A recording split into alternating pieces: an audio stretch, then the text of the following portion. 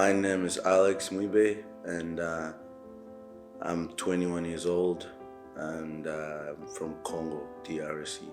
Been in state for about almost 5 years now, so it's gonna be 5 years in a few months. So it was a good experience, man. It was just, I know it was tough at the beginning, but it got harder. No, actually, it was harder at the beginning because I and my parents, we couldn't speak English, so it was so hard for like them to get a job. I was like starting school and my sibling and all that stuff. It was a little bit harder at the beginning, but after like a couple months, I started school, my siblings started school, and my parents got a good job after they start speaking English because they had to take like English classes. So they took those classes after 6 months.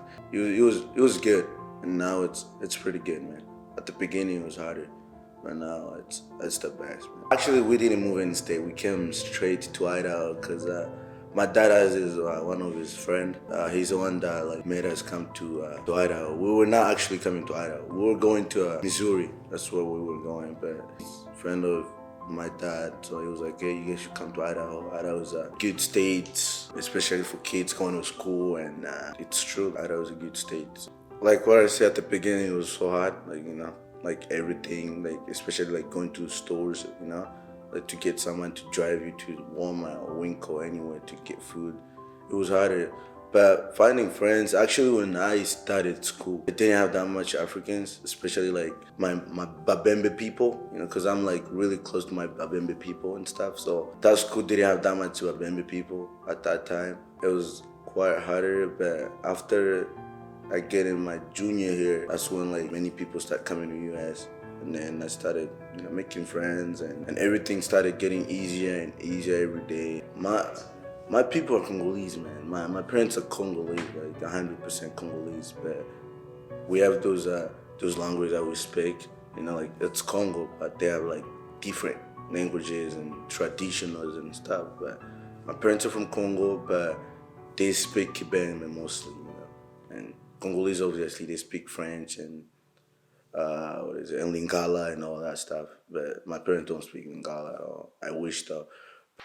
Oh yeah, so Mubembe are people the tribe that it's in Congo. That's where my mom, my dad, they were born. They were born in Congo in Baraka. I really like don't know a lot about Babembe tribe. Like I don't really like know that much deep stuff about them because my dad never told me a lot. But what I know is that I'm Mubembe and I don't know where they came from. There's a lot of them, man. Actually, like when I came here, I started making friends with them because they speak my language. I speak their language too, so it was so much easier to make friends and do other stuff. So there's a lot of them. Actually, every single state, I think they have Mubembe people. We're all over the state. We're all over the country, man. So I love it, man. So yeah, there's a lot of them, a lot. So yeah. Like, let me talk a little bit about the racial thing. At the beginning, like actually when I used to live in the camp, I literally didn't know anything about it. Like I didn't know anything about racial at all. But when I came to United States, after like a few months, that's when I started knowing about it. Oh, there's racial. I think it was my junior year. Yeah, I was trying out for soccer. And then when I was trying out, it was actually the second day of the tryout for soccer. This white kid came and talked to me. He actually didn't talk to me. He just said, "Oh, how can a monkey make a varsity team?" At that time, I was the only black kid in the team, so it was quite hard. When I didn't hear when he said, but other players they heard what he said. Oh, how can a monkey make a varsity team? And how is he good at soccer? Like, how can he make a varsity team? During that time, when we were trying out for soccer, the coach decided to stop. Oh, we're done for today. And I was like, what's going on? Why are we done? It was like, we were done earlier. And then my friends were like, oh no, the coach just decided that we're done for today. I was like, there's probably something going on. And then I went by myself and asked the coach, hey coach, what's going on? Why did you stop the practice pretty early? And we have the game tomorrow. He was like, oh no, you don't have to worry about it. it's not a big deal. Just go home and rest. That time I couldn't drive, so one of my friends was driving me. Like, hey, do you know why they stopped practice? I asked the coach, why do we stop the practice? He said it's not a big deal, and I don't have to worry about why he stopped the practice. There's this kid that called you a monkey, and he said that how can you make a varsity team? And then I asked him, did he really say that? He's like, yeah, he did say that. Like, you're a black kid and you can't make varsity. I was like, oh man, I never went through this. He's like, but you need to calm down and like it's gonna be fine. I was like, no, I'm not doing this, man. He dropped me home, but man, after he told me that, I was like, I'm done. I give up about soccer and stuff. I wanted to talk to someone about it because I couldn't keep it by myself. The people that I talked to about it was my parents, because those were the people that were pretty close to me. Let's find a different school and just quit about soccer. And then I thought it was the right decision for me, like to quit about soccer. And at the same time, I was like, man, I want to play soccer. You know, soccer is my thing. Soccer is like something I've been loving since I was like 6 years old. I'm like, should I really like quit soccer, or should this stop me playing soccer? And then I started asking myself so many questions. Can this do this to stop me do what I love? Can that stop me doing what I want to do? You know, because I was like, I started asking myself so many questions. And then the next day I went to school. And then my first period, they called me the principal. Principal come and call me, hey Alex, you need to go to the office. So when they called me at the office, I went to talk to the director of the sports, like the person that is in charge of all the sports at the school. So he called me, he's like, hey, did you hear what's going on? I was like, yeah, I already heard what's going on. He's like, we're gonna take care of that, but you don't have to worry about anything and stuff. Actually, before that, I was already talked to all my teammates, because we have a group chat. I told them, hey, I can't do this after this, man. I'm done, you know. I'm done for school and stuff. And then after I say that in the group chat, they went and tell my coach that Alex says he's giving up. He's done for school and he's done with soccer and stuff. Then the coach talked to the director of sports that we need to talk to Alex when he comes today to school. That he says he's gonna give up soccer and he's one of the players that we need on the team. And then the director started talking to me, hey, we heard that you were about to quit, you know, the soccer team, and you're not gonna go to school anymore here. I was like, yeah, I'm done. This is like the last day for me to be here. He's like, no, you can't make that type of decision, man. We need to sit down and talk about it. I was like, I don't have that time, like, cause I never went through this, and I didn't know how much this hurts, cause I don't know. I just didn't want to talk to him at all, cause he was just like telling me so many things. You gotta experience it, man. It's something that it's going on in you guys. But after that, I left. I went home, and then the next day I didn't go to school. But what I heard was that the other kid, I forgot his name actually. The other kid, they stopped him, so they suspend him like for the games and stuff. And I was like, you guys shouldn't stop him. You know, there's no any way you guys have to suspend him, not play.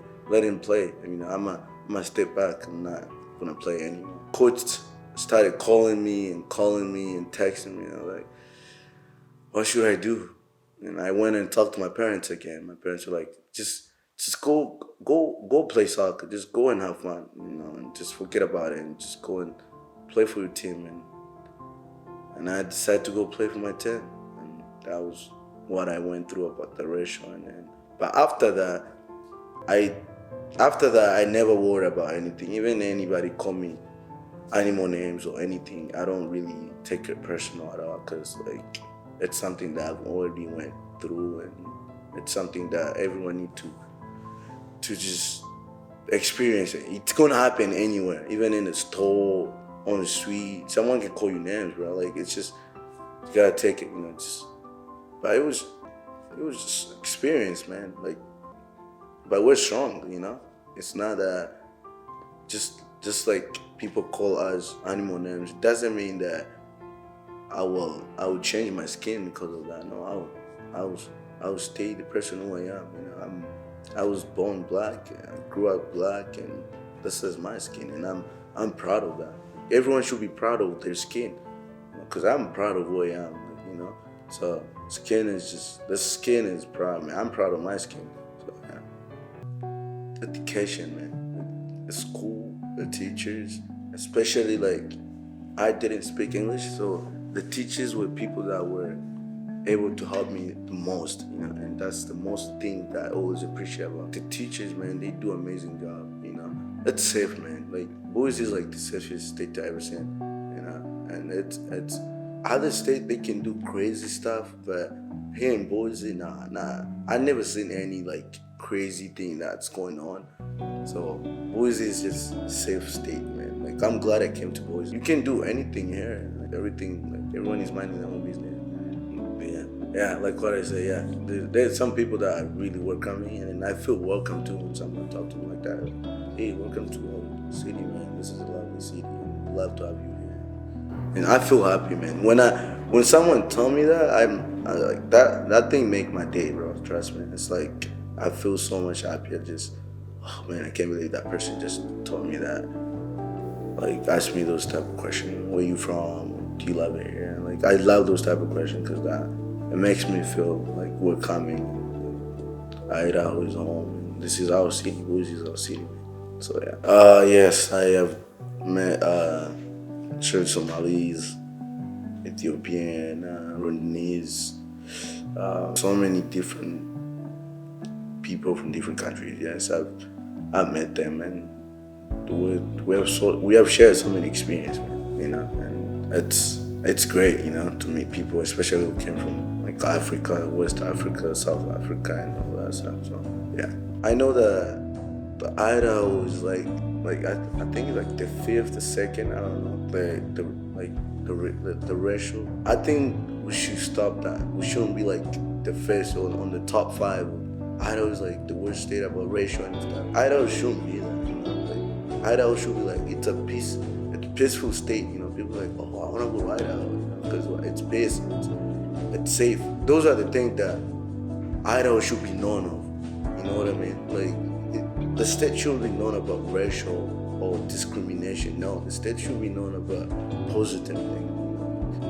When I say about racial, man, it's like it's something that I want to stop it. Like I'm not the only one who's going to stop it, but me and other people can stop it. Like doing all this like rallies and all this stuff, and having African communities come like talk about how can we stop this, how can we be over this. I believe in myself that the racial will never be over at all, because it started a while ago, man. Until now, it still kept going. So I don't think it's something that will ever stop, but we don't need to be quiet, and I don't think we're quiet. We're not quiet. We're just we're there. We need to be there for ourselves.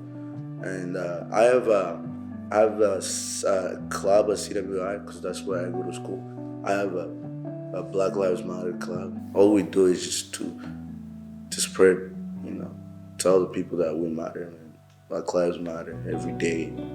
Let people know that. So I have my club there. We do so many things, like especially like all this racial and stuff. So yeah, I will tell them about the racial stuff, man. Like, there's not any. I don't see any benefit of someone calling you a animal name. Like if, for example, someone call me like yo monkey or something like that. Like, what's the benefit? You don't get anything when you call me that. We're tired of this. Like